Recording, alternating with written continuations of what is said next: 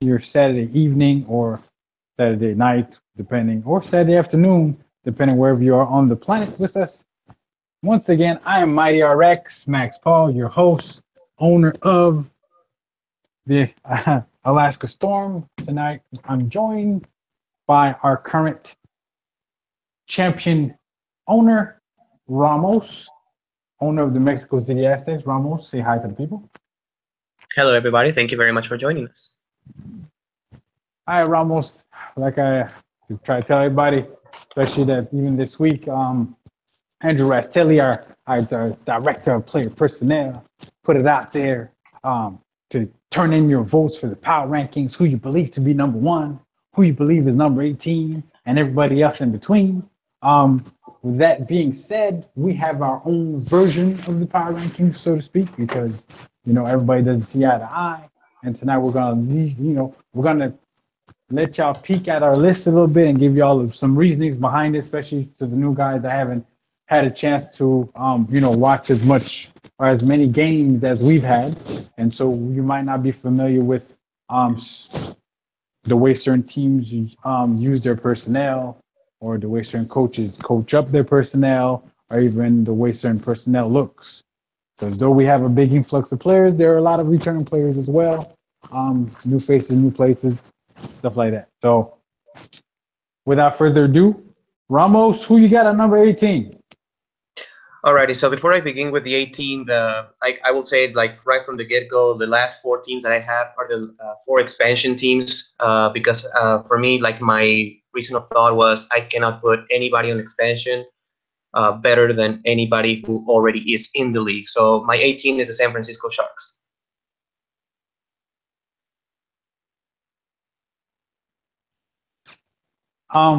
Why'd you pick the Sharks in that spot that you put him in right there? Okay, well, yeah, on the last podcast that we made, we mentioned how, I mentioned how of all the Bills, the San Francisco Sharks one is the one that I probably, quote unquote, like the least, so to speak. So, I'm not saying there will be a bad team, they will be 18 the whole season, but right now, paper, right now, the San Francisco Sharks one, the build is the one I like the least. So that's why I have San Fran at number 18. Well, I guess that great minds think alike. Because I as well went with the same mindset that expansion teams are going to occupy the last four spots in the power rankings because they have no proof or no track record or no evidence for or against. So I can't knock a team that's been in for a team that hasn't been able to either prove that they can or prove that they can't. With that being said, I also put the San Francisco Sharks last. Um, Kind of the same vein. Not really. I don't really detest their build as is. Is the fact that between the build being quite a bit different than what we've seen in the league before. With we've seen builds that have a fullback and a tailback. We've seen builds that carry one receiver, but he was surrounded with two other tight ends. Other players to take attention away from him. And the fact that he only has really three skill position players on offense, if you discount the quarterback, and without having a track record of how does he coach him up? There's so many uncertainties and question marks about the way San Fran is going to both utilize their offensive build as well as how they're going to deploy their defensive build, rocking two high level outside linebackers. Are they going to stick in one defensive formation against whatever personnel grouping they face? That it remains to be seen. And because there's such an unknown surrounding them, that's why I placed them at 18. At 17, I got the Indianapolis Red Devils. That one there was a real coin flip for me between the Red Devils and the Tulsa Desperados as to who was going to wind up being 17. Um, I picked the Red Devils because Deion Hawkins has been around, you know, you know, between Shan, who was just in the title game with the Chicago Wildcats last season, and being under the tutelage of, DR, Big Play Sim in Houston. And then prior to that being with, our current SFL president in Washington, with the DC Dragons and whatnot, like he's been around winning, more so than the current ownership staff of the Red Devils. And so that's the reason why I kind of gave them the notch above, and I really like their offensive build and the way they're going to manipulate their defense. The fact that they got a kicker and a defensive tackle, so he understands that kind of putting pressure on the quarterback, and also being able to handle offensive lines and making it easy for your second level defenders to get to the ball and kind of mitigate whatever damage a running back could do. I really like, and kind of with the Red Devils, it's like as well. There's a little kind of uncertainty about how they're going to go about deploying both their offense and their defense, especially they're rocking 5 DBs. Or will they remain in a sub package all game long, or is that just there for when it's time to defend 3 receivers? There'll still be multiple on defense where they're going to have a base defense with either 3 defensive linemen, 4 linebackers, or 3 linebackers and 4 defensive linemen. That's why I decided to go that route. Ramos, who'd you put at 17? Well, we will go 2 from 2 then, because I also have the Indianapolis Red Devils on this, and I will just like kind of piggyback what you just said. I like their offensive build. I think that offensively they will be fine. But there's some question marks on their build, in my opinion, at least. It's basically what you just said, basically. So yeah, I do have Indianapolis at number 17. Probably, who knows, they will be the best out of these expansion teams. But for now, I have them second to last. Okay, very good. Who'd you put so I guess you at 16? I guess we kind of revealed who our 16s were. Like we said, it was a coin flip between Tulsa and the Red Devils. At least for me, I don't know if it was for Ramos. And so because the Red Devils got 17, Tulsa got 16. I guess we could skip to 15, since we kind of touched as to why at least I did, why I like Tulsa over Indianapolis. You kind of did as well a little bit there. At 15, I guess we both have the London Knights there. I really like the job Liam has done on the defensive side of the ball when he was, in St. Louis. I believe that was twice, right? He did it 2 seasons ago, and then last season again, he jumped in as a defensive coordinator and then took over for them late in the season, and kind of was able to show what, so because of the fact that, he's shown a little more than the other 3 ownership groups and front office and head coaches, head coaching groups from the other teams.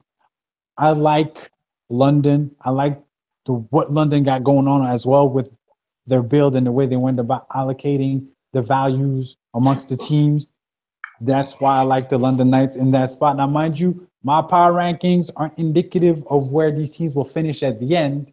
They're indicative, just like Ramos's, of where they are currently after all the off-season shaking and baking that's been happening. New players in new places, old faces, new places kind of deal. That's where they stand as of right now, December 9th, 2000. We're in 17, right? 2017. That once the season starts, week 1, there's gonna be a lot of movers and shakers.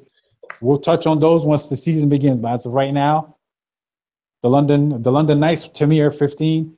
To Ramos, I believe they're in that spot as well. Ramos, explain to the people why you got them at 15 as well. No, whoa. Actually, as a plot twist, I will have I have London at 16 and Tulsa at 15, because of all the bills in the SFL, like all the 18 bills.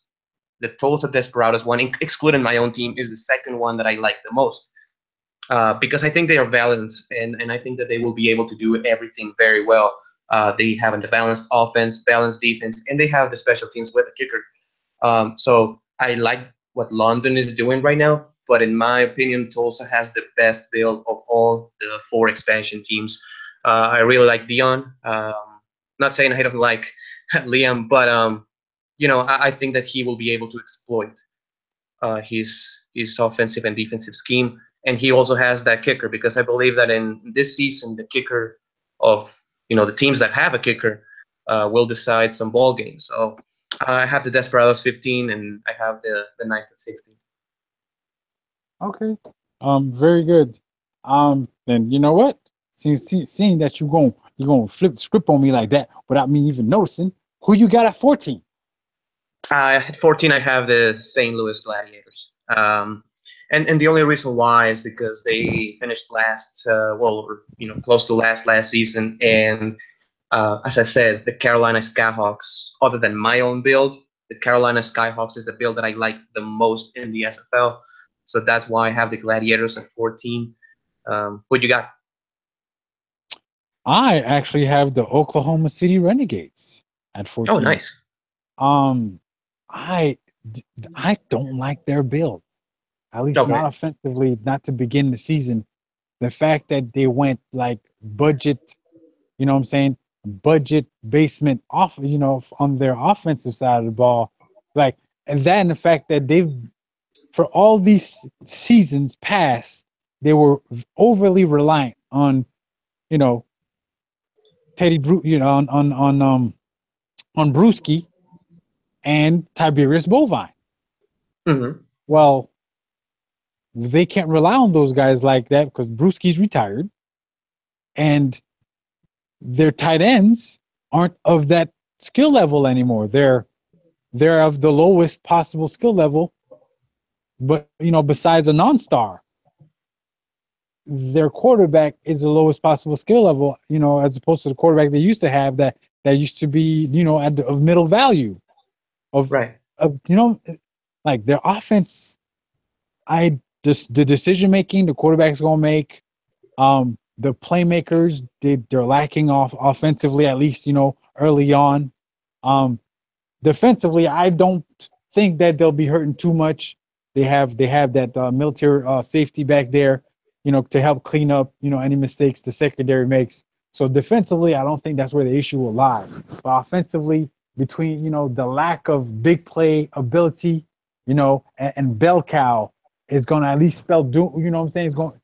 I don't like how that looks. At least not for right now. Who knows? 4 weeks in, these guys might be looking quite a bit different. But as of right now, I don't like the way the offense in OKC looks. Okay. Fair enough. At 13, oh, some people gonna be mad at me. That's okay. I got broad shoulders. I can take the heat. I got the Carolina Skyhawks. Why do I have the Skyhawks? Now, I like you. I love their build. I love where they play, where they're used, their cap at quarterback, at running back, at defensive tackle. I love all that. The issue with Carolina is who's coaching these boys up, and um, we we know that the last Shan's gone. He's been gone for a couple of seasons.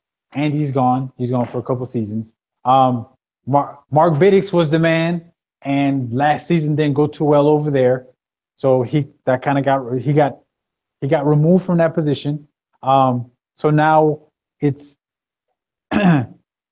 it's it's dicey because we've known Carolina to always have coordinators of some sort running something. Like, you coordinate got the offense, a coordinator got the defense, and then you have the head man at the top, just make sure everybody's, on their P's and Q's doing what they're supposed to do. And now it all falls back on his lap to do everything. And I don't know, I don't know. And because of uncertainty, I don't know if the head man there, if James Klein, can coach these boys up and keep them on straight and narrow because the talent's there. The talent's there to make noise in Carolina. Big boy in the middle, ready to swallow up running backs and quarterbacks and O line and D line and referees and cheerleaders if they get too close. Like defensively, the talent's there. Offensively, Mark Biddix is back there as a military quarterback. They got I believe they have a military running back over there as well. So they have someone to who has some big playability in them. They have someone who can make above average decisions as a signal caller. So the talent is there. They have skill weapons out there. Maybe not the game breaking kind that kind of get you, 80-yard touchdowns, but maybe that's not what's required. They're trying to eat clock and allow the defense to rest so that way the defense can win the game. But it's a well-rounded team. I just don't know if James Klein got what it takes to coach these boys up and stay coaching them up. Because one thing, because you know this better than I, right? When the season starts, nobody knows what nobody's doing. Week Right. 1, week 2. You know what I'm saying? So you might catch somebody napping. So you get them. Oh, okay. You win your first game. Oh, you win your second game. Come game 3, where we got footage and it's being broken down. I said, oh, you like to run out of this formation. You like to throw out of this one. I'm gonna switch that thing up on you. I'm gonna take away what you like to do best. Do you have a curveball? Oh, you don't Right. have your curveball. And there you go. And then that's when you start to see teams that start hot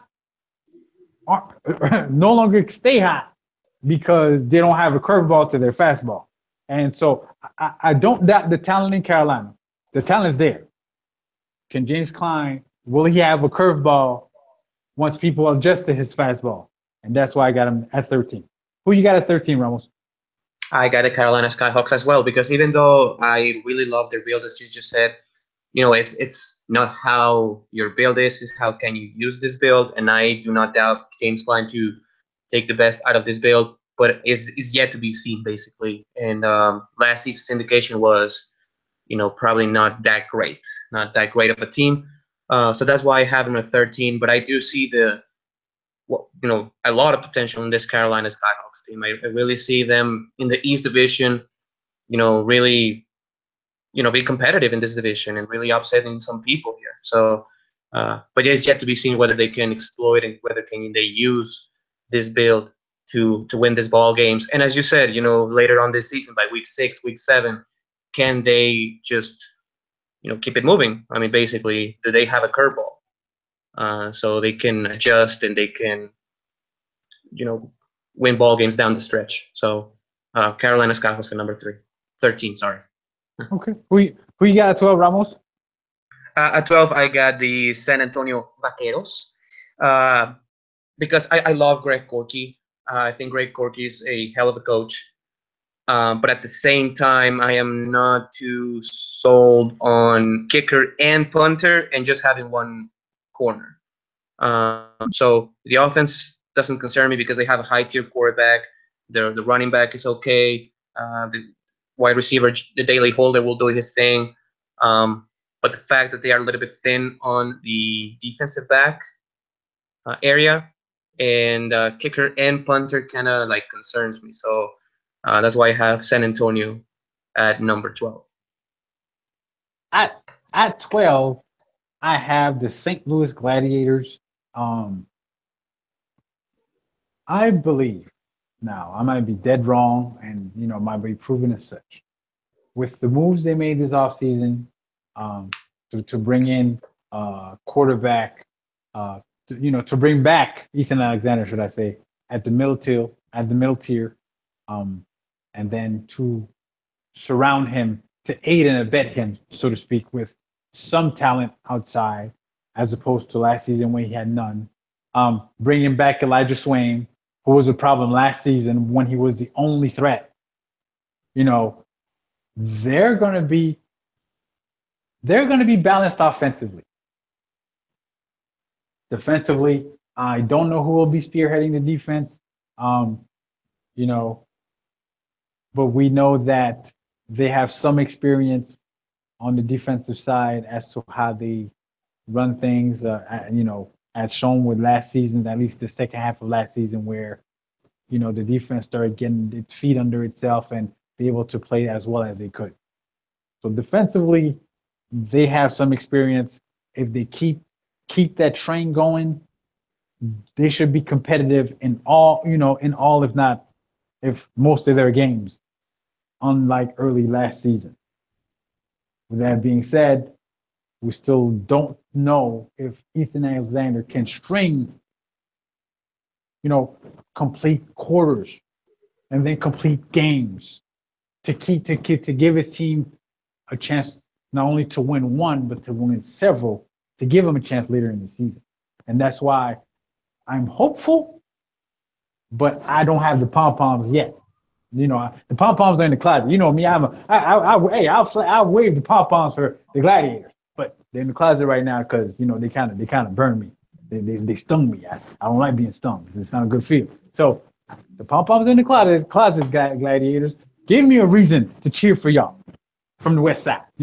So um, before we can, before hey, before we continue, just want to shout out to the people that are in the chat with us. We got Kenny G, we got Bader Ajaluni out there, like okay, 2451. Like I don't know who. I know you're in the SFL. I just don't know your, like, if you could just announce your name so we know who you are. Mahmoud Ajaluni, what's up? And I saw Big Sexy in there. Was good, Big Sexy. AJ, my dude, Jason was good. And Dion, you already know the best revenge to disrespect is success. Yeah. Talk is cheap. You know talk is cheap. Show me. Don't tell me, show me. That's it. Um, okay. At 11. At at 11. This hurts. This hurts. This hurts. This hurts. I didn't want to put him this low, but after tabulating everything and comparing them to other teams and comparing them to their past iterations, it was like something's off, and that's why they're this low. I have the Atlanta Swarm at 11. That's surprising. Like I'm thinking, wow, Atlanta. We know them for their defense. We know them for their big playability. We know them for BDG Hollywood coming out of nowhere and busting out an 80-yard run when they most need it. And I looked at their builds, and I'm like, low value quarterback, low value receivers. Um, their defensive tackle is middle value. Unlike what it used to be. They're still rocking the low value corners like they did last season, and it's like something's off. And I don't know if you remember last season when we broke down Atlanta. Atlanta is a big play team. Atlanta's about chunks.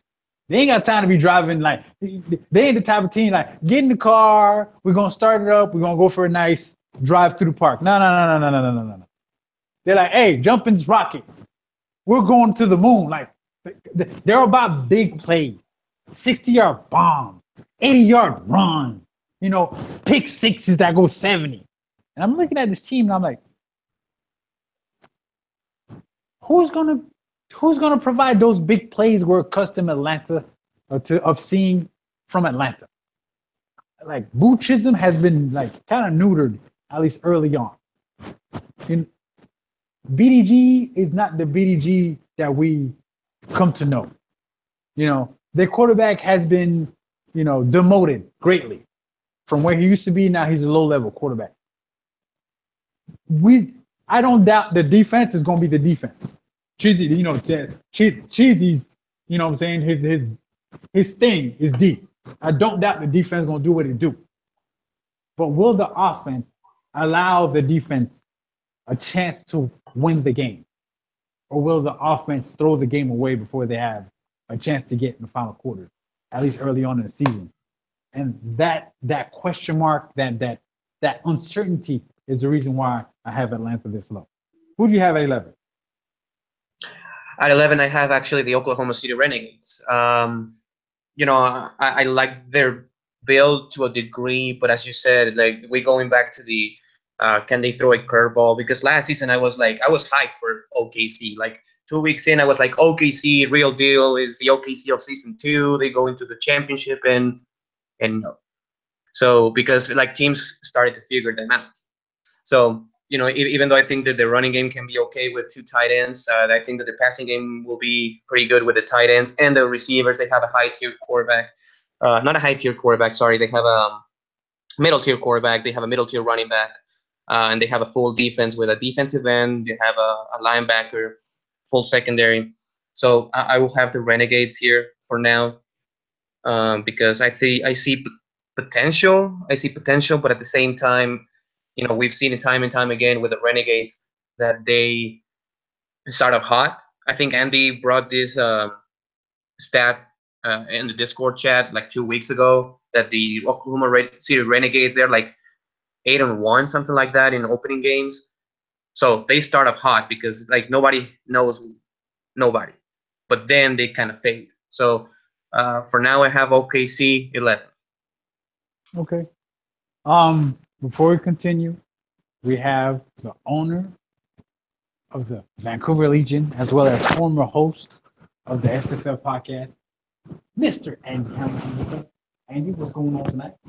How's it going, guys? I'm, just trying to get everything set up, make sure my power rankings get crossed over here to my pad and paper in front of me. But excited to be here. It's a great time to be a part of the SFL and the podcast specifically. Awesome. Andy, do you have like an 18 through 11 that you could bless the folk with right quick, so you can kind of catch up to where we're at? Sure can.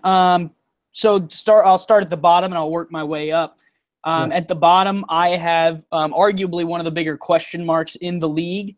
I got San Francisco at the bottom of my pile, strictly from the standpoint that I really don't know what I'm getting there. It's nothing against the build. I think the way that I rank the teams is less about build and more about playbooks over a period of time, because I feel like that's what's going to work this season is, who's got the best playbooks over a 12-game season, not necessarily who has the best build week one. And that's part of why, I just don't know what I'm getting from the Sharks. They're going at the bottom of my pile at 18. Moving up to 17, I actually have Indianapolis here at this spot. It's another question mark here for me. While we have seen a little bit more of James Richards, his offense, his defense, in an SFL format before, that doesn't necessarily bode well for him, considering that he's never won a game as a coordinator. So that's kind of a prove-it ranking to me. I think Indianapolis is probably better than that 17th spot, but until you can win a game, you got to prove that to me. Moving up the pile, I got Tulsa there at 16. That is, again, another prove it to me. I know that Dion has more experience than James does, has more experience than Ryan does, but still a little bit of a question mark there for me. In how that's going to operate. Dion's kind of been quiet from what I'm used to knowing. I'm sure he's in his team chat, but that could bode well for him. That could bode poorly for him. Kind of depends on what he's doing with all that quietness. And until he kind of proves where he's at, I'm going to put him there at 16. He's going to have to prove that to me. Then going up to 15, I got London there, exact same reasons. London is ahead of those other three expansion franchises from the standpoint that I've seen a little bit of what Liam's done. I've seen that he can win a game with a build that he didn't particularly make and working out of a playbook that he didn't necessarily build himself. So I'm very intrigued to see what London does with a playbook when they build it from scratch and they build their build from scratch. I think that intrigues me the most from an expansion standpoint, and I think London for me, gets the nod out of those 4 up to 15. We're going up to what, 11 here, Mighty? Yeah, go up to 11. We can catch up to it. Yep. At 14, then, I'm going to go ahead and put down the Carolina Skyhawks.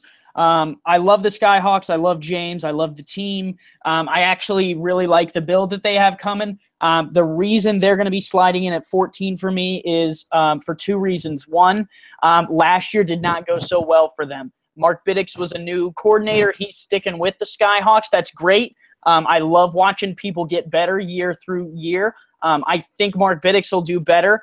James Klein is also taking a coaching role there in Carolina. That's a big part of them being at 14 for me is I know James hasn't picked up the game in a while. I know he's working really hard to get to where he needs to be, but he's got to prove it to me. The same thing with these expansion franchises. The Carolina Skyhawks got to prove to me they're better than that 14th ranking before I'm willing to move them up past it. Then heading up to 13, the team I'm going to put here is the Oklahoma City Renegades. Ramos was just talking about it. They start out really strong. Michael Irvine knows this game. The issue is, over the course of 12 seasons, where does that end up? Where does that end up? And for me, he's got to prove that he's going to be better in those games, weeks 5 through 12, than he is in those weeks 1 to 4, because he can go 4-0, but if he can't back that up with more wins, he's going to fall apart. So I got Oklahoma City at 13. Moving up the field to 12, here is where I'm going to put the St. Louis Gladiators. There's some question marks here. You lose Liam, who was a big driving force. You got Dwayne and Colin with all their experience. They're going to be helping Aaron Arrington, I believe, get ready and work on this playbook. It's going to be interesting. I'm intrigued to see what they got. This is a franchise that does have a decent amount of wins under their belt, has a decent amount of losses too at the same time.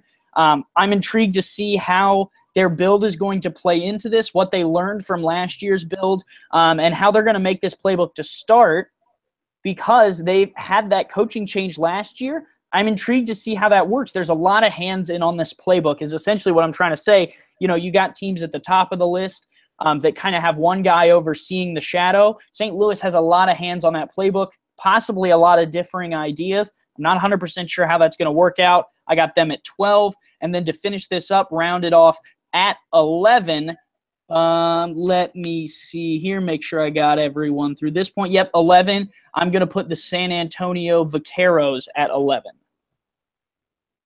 Very good. So now you're all caught up. Ramos. Yeah. What you got at 10? At 10, I have the Sioux Falls Sparrows. I like the Sparrows. I really do. They're a headache every season. I love the Sparrows.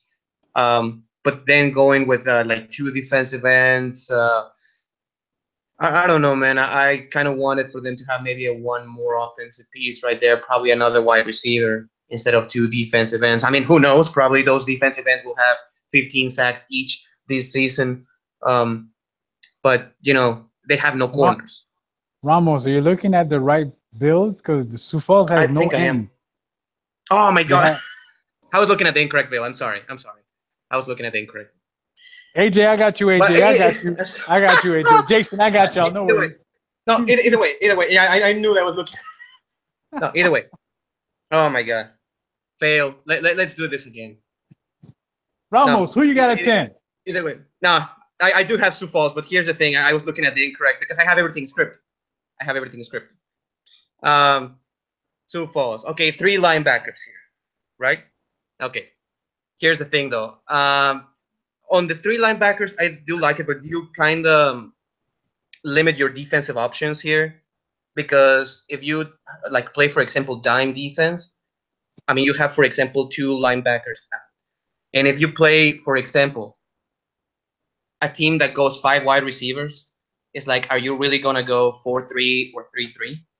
It's like, I like what they're doing to a degree, but if they play against a team who runs pass all the time, I think they will struggle a little bit. So Sioux Falls on number 10, basically. Okay. Andy, who you got at 10? At number 10, I have the Houston Hyenas. I got Houston here. I think DeMond has had a lot of good seasons in the SFL. He's a very smart owner, very smart coach.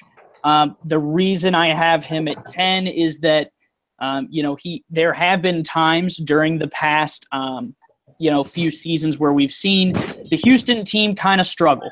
And that's kind of my concern when I look through his build. I know that part wasn't really what I mentioned too much in the bottom 7 teams or so.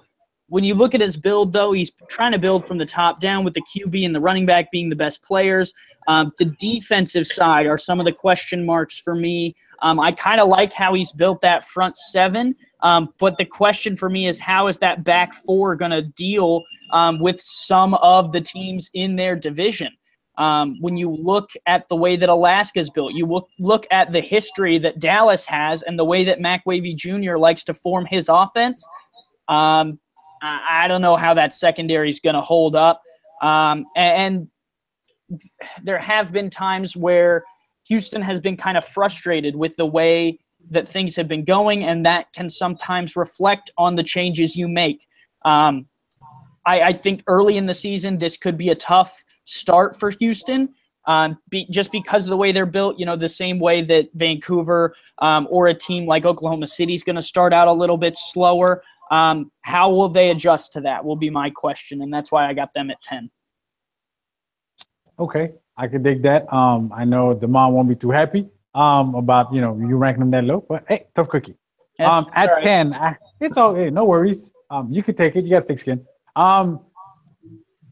At 10, I have the first of that Texas triumvirate. I guess we'll call them that. It's three of them down there, Texas. You know how we do. I have the San Antonio Vaqueros at 10. I like the direction they went with a higher tier, higher valued quarterback this season. I like where they're going somewhat ish defensively, bringing in some beef up front with a middle valued defensive lineman. I don't like the fact that they're lacking perimeter help with only one corner. I'm questioning whether that investment they made in special teams on both the punting and the kicking game is going to pay off. But the fact that they have a signal caller that is of that quality, as opposed to what they had last season, is one of the reasons why I have them there. And the fact that the way they came on at the end of last season, was like gangbusters. The last two games was one of those. You know what?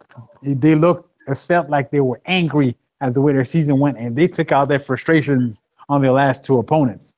And I don't know. I would hope that they've learned something from those last two games to kind of keep the ball rolling, so to speak. We'll have to wait and see, but they also have a middle valued receiver there in Daily Holder as well. So they have a target for their high valued quarterback to aim for. They have a bell cow. They brought back Jason German. He's not as as valuable as he was last season, but throughout how the season went about last season, they've figured out how to use him better and better. They could only keep moving in that direction, hopefully. At 9, I have the Dallas Roughnecks. They brought in Prince Esco. They brought in Prince Escobar's former running mate from Baltimore, and Michael Sy.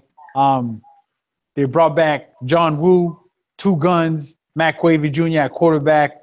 We've never seen this iteration of Mac Wavy Jr. though. We've come to know Mac Wavy as the highest valued quarterback possible, slinging the ball all over the place, be it be it Minnesota, be it Dallas, be it Cleveland. Now he's coming down. No, it was Minneapolis. You were right. I'm sorry. But now he's coming in as a low valued quarterback. We haven't seen him in that aspect. Now we know he knows offense. Last year, Cleveland led the league in scoring. Okay? We know he knows that side of the ball. But we don't know if he can coach that same kind of offense where his signal caller is not as talented, at least not early on. That's the question mark there. Defensively, I have no doubt in my mind that Stephen Mullinax is going to find a way to make that defense work. Now, I know over there the defense is kind of iffy because of the build they decided to take. If I remember correctly, they're not rocking any corners either. So that could prove to be problematic when they run into the likes of I'm going to say themselves. You never know if they run into Fresco with a high value receiver and a high value quarterback, how that's going to look, against those non-star cornerbacks. But I kind of give Steven the benefit of the doubt because we all know Steven can coach some defense. He won't put his defense in a position where those guys are exposed too much. So the defense will keep him in the game. It's all about if John Woo, Mac Wavy Jr. can make the plays necessary to eke out ball games, at least early out in the season, before he progresses and becomes who we've known him to be. Andy, would you put that 10? You mean 9? Not 10. Would you put that 9? I'm sorry. Would you I can go back and talk about Houston again if you want. I'd rather not, but I could. We'll slide up. I'm talking about at number 9 in my power ranking, I got Atlanta, the Atlanta Swarm, for some of the same reasons that you talked about, Mighty, in terms of how their offense is going to work, big playmakers. You're right, they do rely kind of on the big play a lot. And you know, also with Atlanta, I gotta kind of defend them here a little bit, and this is why I have them a little bit higher than you do, Mighty. That Eastern Conference is rough. When you go down that list of teams, Mexico City, Tallahassee, you got Queen City in that. So that's 3 out of 6, right? Then you add a team like London and Carolina, which both have question marks, and you add Atlanta to there. Something's got to give, Mighty, in that Eastern Conference, and that bodes on their record. It's going to bode on their record by the end of the season. I don't necessarily think this is a poor team, and I think, at 9, it gives them the ability to cross up through the Eastern Conference and pass one of those top 3-4 teams that I might have above them at this point. It gives them that opportunity to do that. But right now, I think they're the 4th best team in that conference. And if they can prove it, they'll move up. But to me, I think they're at number 9 in the league, a lot because of the conference they're in. Fair enough. Ramos, who did you place at 9, sir? And before I go and go through the 9th place, let me go ahead and pull up the correct roster here. Okay.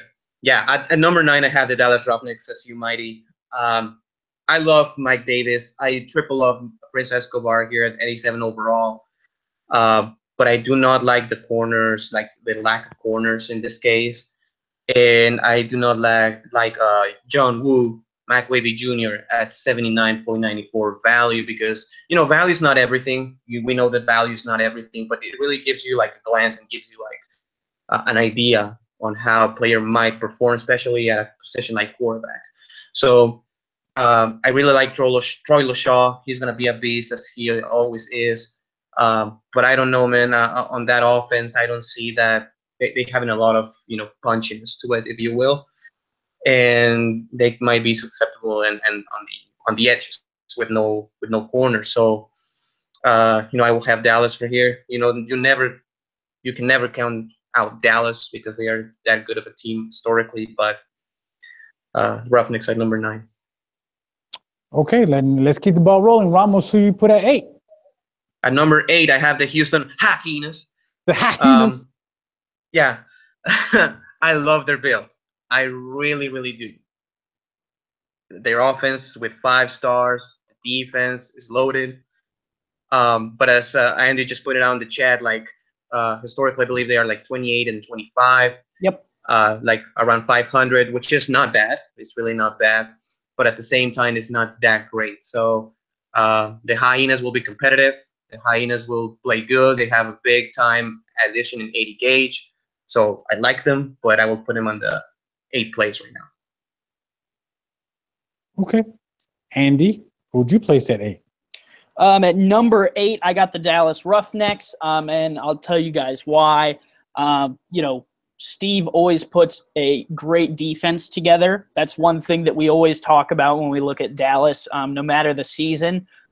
It kind of has been, what is the offense going to do? Last season, there were struggles on the offense in terms of keeping the ball with the offensive unit, some turnover issues.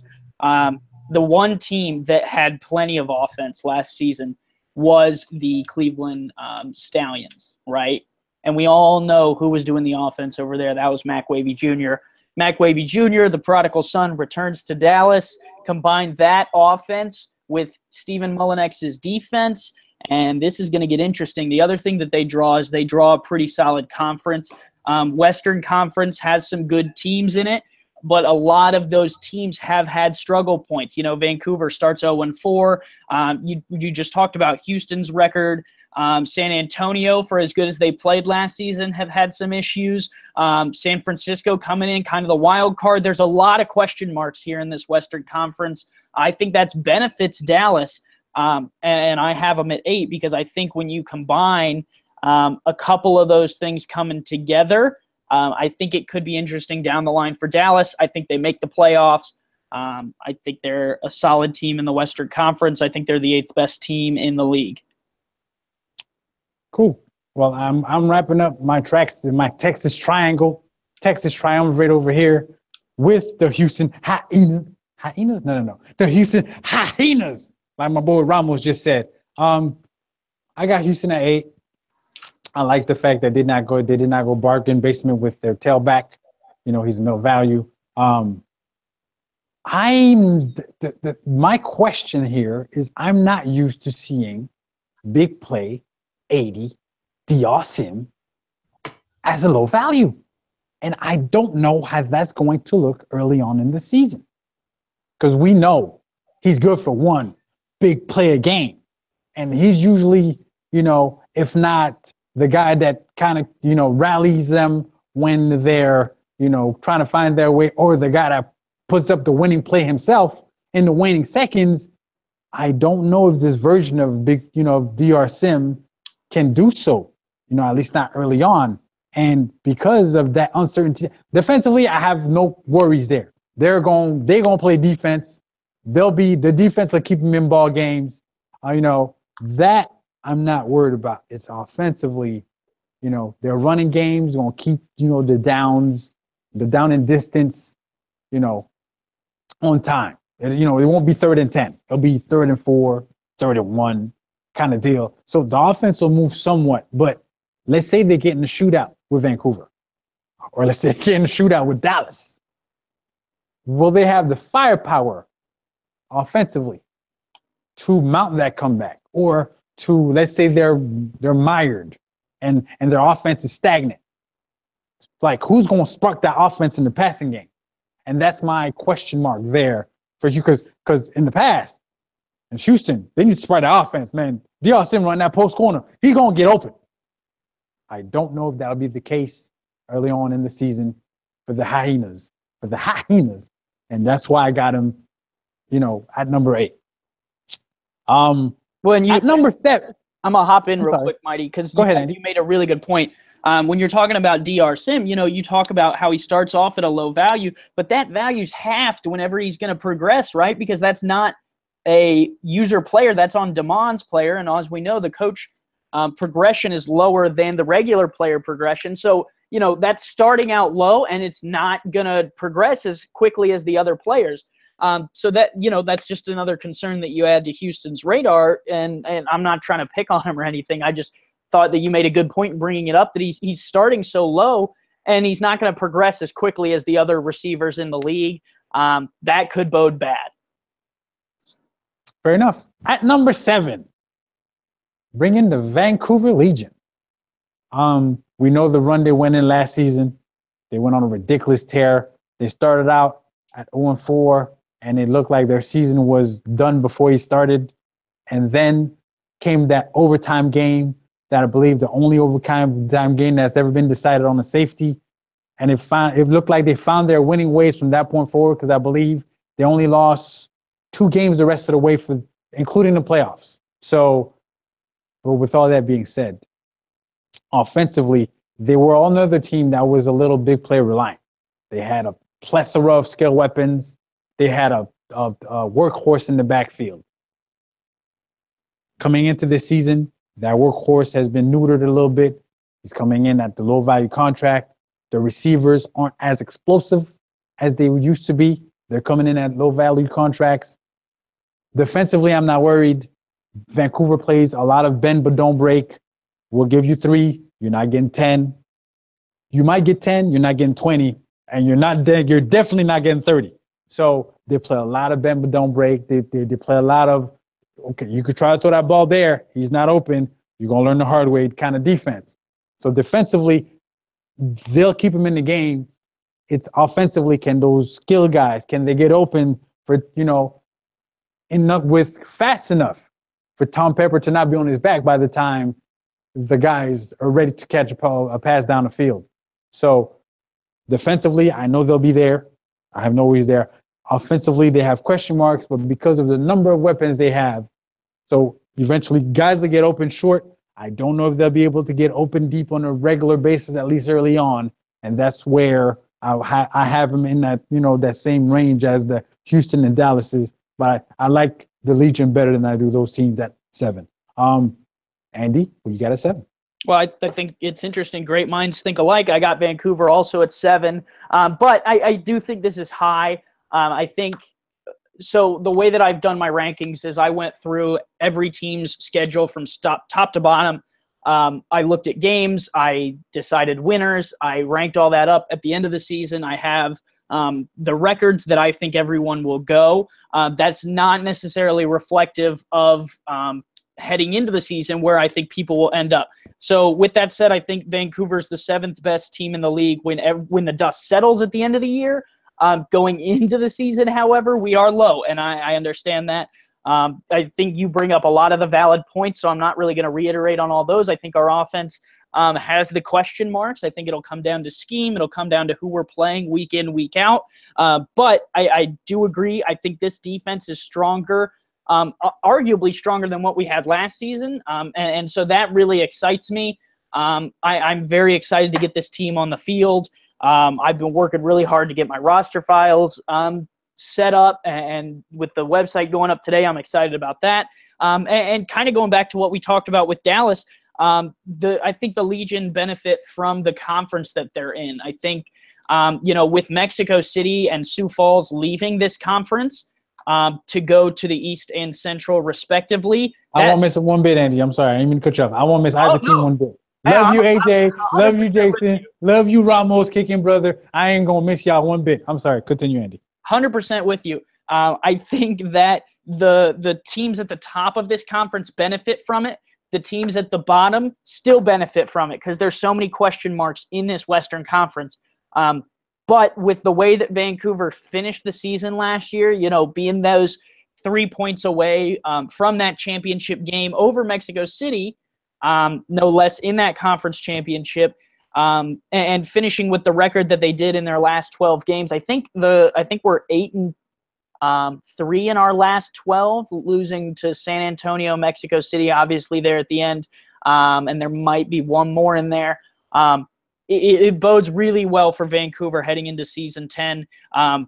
However, obviously we talked about at the start of the season, they're not going to be the 7th best team.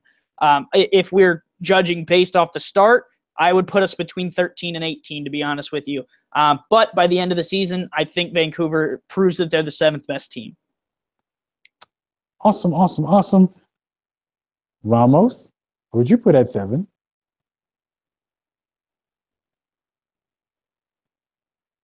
Ramos, are you with us? He muted himself, so he might be doing something, or he might have forgot to take himself off of mute.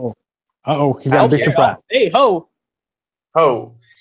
At number 7 here, I have a team that I I'm not going to say wanted, but I was tempted to put a little bit lower, like on the 10th, 11th spot area. But I will have it at 7 because of their, history. I have the Queen City Corsairs. Reason being is, now we have the correct roster here, no corners. They do have 2 free safeties, but I would, this is just me. I don't know. Probably I'm stupid, but I would put in a corner instead of the second free safety, and instead of probably one of the defensive ends. On offense, is not bad. I really like Ash Odom as 94-36. I think that Ash Odom will be a phenomenal running back in this, as he has been in his early career. AJ Caswell at 90.93. I think he will be a very good quarterback, probably MVP candidate, possibly. So I have them at 7th right now, but this is the one team that I could see either, be like extremely good, like winning 90% of their ball games, or finish in a rather disappointing 500 season. So I have the Queen City Corsairs, 4-time champions, at number 7. Hey, while we got you on the mic, who you got at 6? At number 6, I have the Tallahassee Pride. and it's kind of like the same thing because Tallahassee has a great story, history on the SFL. They are always a very competitive team, but I really don't like the build. I don't like, the four defensive linemen and nothing on the back end, like no linebackers, just one corner. Because here's the thing, though, like if the running back, let's say Ash Odom, because we are in the same conference, the same division. Let's say Ash Odom goes to the second level. Can he be stopped? And can he be tackled by the non-starter linebacker? So that's why I have the Tallahassee Pride at number 6. Fair enough. Andy, who'd you put at 6? Well, I'm swear I wrote these down on my own, but I'm going to follow Ramos here again. I think Tallahassee is the 6th best team in the SFL come the end of the season. That Eastern Conference is so tough, and that's why I wanted to reiterate when I talked about Atlanta at 9. I think Tallahassee and Atlanta, it's going to come down to a few games for these two teams to decide, who in this conference is in the top 3 and who's in the bottom 3. That's kind of a wiggle point, whether you put Tallahassee at 6 and in that third top spot, or whether you put Atlanta there, 50-50. It'll come down to what Frank does with that defensive line. I am not a fan.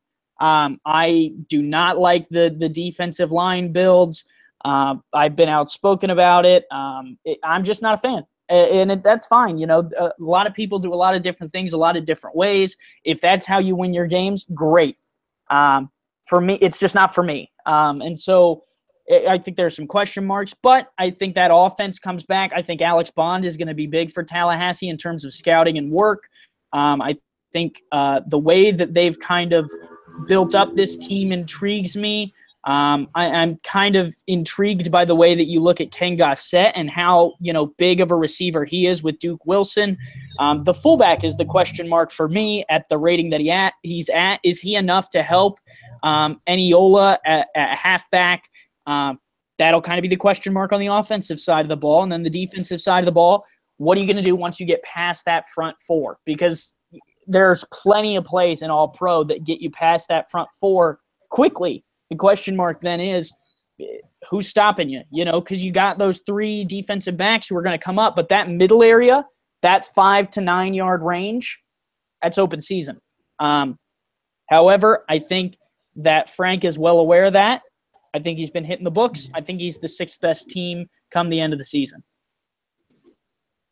Very good. At number 6 for me, I got the Sioux Falls Sparrows. Why do I have them there? It's Sioux Falls. They're always competitive.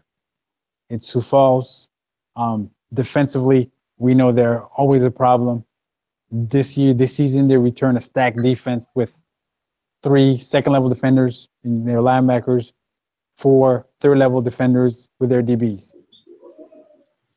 They re-signed their quarterback at the highest possible value, which was one of the reasons why they struggled so much last season. If I remember well, Tyree had some games where he threw 5. He had a couple games where he had threw 5 interceptions.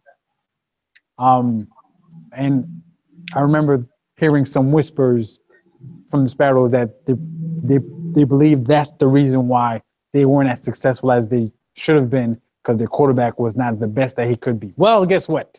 He is this season. And we know that what Jason has been known to be, the Sparrows, they've known to be playoff, kind of like season starts, Sparrows are in. They're in the playoffs. No games to play, everybody knows. Well, last season wasn't the case. And that's the only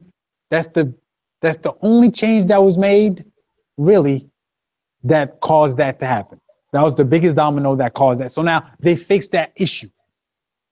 Now, mind you, offensively, I understand the rest of their offensive roster is the lower tiered, but when you have a higher tiered signal caller like that, who is less likely to make mistakes and throw it to the opposite team, he'll put you in positions where you'll stay on time on downs. Heck, you might even take advantage down the field when something is looking advantageous to him. And defensively, we know Sioux Falls brings the wood on defense. And that's why I have the Sparrows in the 6th spot. So, see, AJ, listen, man, I show you love, brother. Jason, I got y'all. Let's do a quick recap. Ramos, go through your 18 through 6 right quick before we attack the top 5. Who you had at 18, and so on and so forth. Alrighty, 18 San Fran, 17 Indianapolis, 16 London, 15 Tulsa, Carolina, 12 San Antonio, 11 OKC, 10 Sioux Falls, 9 Dallas, 8 Houston, 7 Queen City, and finally 6 Tallahassee Pride. Andy, give me your 18 through 6 right quick before we attack the top 5. Yep. 18, San Francisco. 17, Indianapolis. 16, Tulsa. 15, London. 14, Carolina. 13, Oklahoma City. 12, St. Louis. 11, San Antonio. 10, Houston. 9, Atlanta. 8, Dallas. 7, Vancouver. And 6, Tallahassee. I'll give y'all my 18 through 6 right quick. 18, San Fran. 17, Indianapolis. 16, Tulsa. 15, London. 14, OKC. 13, Carolina. 12, St. Louis. 11, Atlanta. 10, San Antonio. 9, Dallas. 8, Houston. 7, Vancouver. 6, Sioux Falls. Andy, I want to hear your top 5 in reverse chronological order. Go ahead and drop the bomb on them. Yeah, you got it. We'll start with 5. At number 5, I have the second place in the league last season, Chicago Wildcats. I think they benefit from a weak Central Division. That bodes well for them. However, I don't think they're the best team in the Central Division, and I will get to who I have at the top of that division here in a moment. Now, number 4, I have the Mexico City Aztecs making it out of a tough Eastern Conference with the number 4 spot. The Aztecs obviously dominated the championship game last season, but the move to the East kind of weighs on them heavily. I got them at 4. At number 3, arguably the biggest surprise between my power rankings and the rest of y'all's, I got the Sioux Falls Sparrows at number 3 overall. Come the end of the season, I think that Central Division helps them. I think Mighty is talking about how they cleaned up a lot of those issues. Sioux Falls historically is a very good team. I think a lot of teams and players coming into the league are not thinking about it because of the way that the Sparrows were under the radar last season. They're not looking at the history of how the Sparrows play. I think this year they jump back on the wagon and surprise a lot of teams. At number 2, I have the Alaska Storm. They are going to be the winners of the Western Conference. And you know, it comes down to build. I think they're going to start from day one and be a very solid team. And by the end of the season, they're going to prove that they're the best team in that Western Conference. Arguably the second biggest surprise at number 1, I got the Queen City Corsairs winning the Eastern Conference. Very nice. We'll pontificate about each other's top 5 in a minute. Ramos, give me your fave 5. Alrighty, at number 5, I have the Alaska Storm. I really love the team. I love the wide receivers, but no, running back concerns me a little bit down the stretch. I have number 4. I have the Atlanta Swarm at number 4. And here's where you put Atlanta number 11. I do love the Atlanta Swarm. I really do. I think that they will progress quickly. I think that BDG Hollywood will be a beast again this season. So I have the Atlanta Swarm at number 4. Number 3, I have the Vancouver Legion because I really like also how they are balanced on offense with 2 wide receivers. They still have the tight end. They can rush the passer a little bit. They have the linebacker to stop the run. They have a full secondary. I really like Vancouver. They went probably 1 play away from getting to the championship game. At number 2, I have the Chicago Wildcats. I love the Chicago Wildcats. It's Sham Varner, and Sham Varner is a hell of a coach. So running back Jay Calvin Kim will make some noise. 3 wide receivers, a tight end, linebackers, full secondary. Everything's there for Chicago to take the Central Division again. At number 1, I don't want to be a homer, but hey, we earned it. I think that we earned it. I have the Mexico City Aztecs at the number 1 spot. For now, it can change. Hopefully not. But I have my Mexico City Aztecs at number 1 because I think that we can take the whole thing again. Don't hurt yourself. Don't hurt yourself patting yourself on the back now, Ramos. Okay, just saying. My top 5 is looking like this. I like Tallahassee at number 5. The Pride, Pretty Boy Frank, 4D lineman. You know I love the big guys. And for those that are questioning whether not having any linebackers work, if you ever check year 1 of Alaska, we didn't have a star defender in the second level. led the league in defense. Just saying, it could happen. At number 4, I have the Chicago Shan Varners, the Wildcats. Number 4, I like the fact that E.T. King was right back at a middle value. Now, the surrounding them with his surrounding cast is not as good as it should be early on, but the fact that they're balanced offensively and defensively, we know they're going to bring it with the cast of characters they have there. At number 3, I got the Storm. If you look out west, there's a lack of DBs. If you look at the Storm, their receivers are elite. That's problematic. That's why I like the Storm at 3. At number 2, the Corsairs. You say they ain't got no outside corners. I say they haven't had any outside corners in seasons, and they stay being a problem. And they also have the best combination in the backfield to begin the season between Ash Odom and AJ. Okay, like if you go look at the chart I posted and look at the colors. See those colors? Those yellow colors means they're real good. Look at the other teams. No other teams rock 2 yellows in the backfield. Queen City does. That's going to be problematic early on. And at number 1, Ramos, of course I picked you. You're the defending champ. You got the crown. You got the trophy in Mexico. That's why we're telling Trump, don't build the wall. We need the trophy back in here, back on that side before we build the wall. I'm just saying. I'm not making politics. I'm not making this politics. I'm just saying that the trophy needs to come back to the stateside. So while it's over there, you're number 1. You're number 1. You're number 1. But we're coming for that crown. Don't get too comfy. With all that said, yeah, I like this. You know, I want to end it like this. This was good. This was good. If anybody listening, y'all got issues, y'all got qualms, y'all got questions, get into daily discussions on Discord. Post your issues there. I'm gonna be on. I don't know if Ramos gonna be on. I'm gonna be on. If you want to come at me, guns blazing. I'll try to answer whatever question y'all got our way or whatever discussion points we gave y'all to discuss. I hope for those that don't have as much history with the league as we do, we give y'all a little more insight as to how each team operates with the little breakdowns that were there. But in the meantime, Andy, do you have anything else for the folks? I don't. I think it'll be an interesting season. I'm excited to get into it, and I think it'll be really exciting to see how we end up at the end of the season in comparison to the start with all this progression, because the power rankings for week 1, I expect, will be quite a bit different than the power rankings in week 12. So do I. Ramos, anything for the folk at large? Well, just saying, not because you are probably number 18 and number 16 doesn't mean that I think that you will have a crappy season. I just think that right now is how everything shapes to be. Basically, we're going back to last season's stuff because we still don't have any, preseason games, any training camp battles, anything. So this is just like kind of right now what I think is the situation. But hey, best of luck to everybody this season, and who knows, we might have surprises either for good or for bad. I'm sure we will have some. So have a good season, everybody. I can't wait for the preseason battles to begin.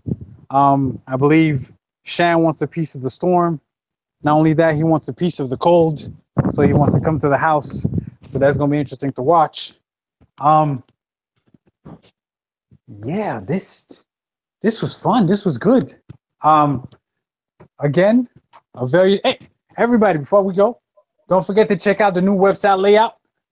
Liam did his thug dizzle on that thing. It's not complete yet, but it got links to contacting the commissioner. His number's posted on the site if you need to talk to him. It got links to the new team shops.